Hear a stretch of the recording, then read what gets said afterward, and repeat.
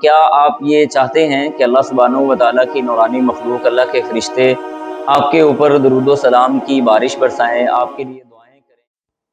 السلام علیکم ورحمۃ اللہ وبرکاتہ۔ الحمدللہ والصلاۃ والسلام علی رسول اللہ۔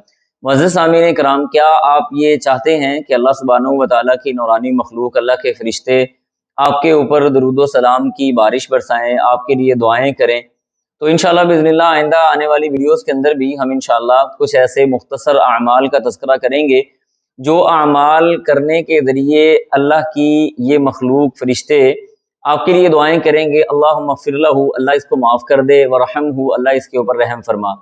تو سب سے پہلا عمل جس کے ذریعے ہم فرشتوں کی ان دعاؤں کے مستحق ہو سکتے ہیں وہ عمل ہے کہ جب کوئی آدمی رات کے وقت وضو کر کے طہارت کی حالت میں سوتا ہے۔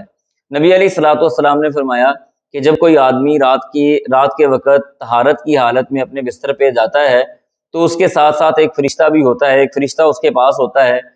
فلم یستیقظ، وہ آدمی رات میں جب بھی بیدار ہوتا ہے تو وہ فرشتہ اس کے لیے کہتا ہے اللہم اغفر لہ، اللہ اس کو معاف کر دے، اس پہ رحم فرما دے، فإنہ بات طاہرا، اللہ اس آدمی نے رات کو طہارت اختیار کی تھی، یا اللہ اس آدمی نے اپنی رات کو طہارت کی حالت میں بسر کیا ہے۔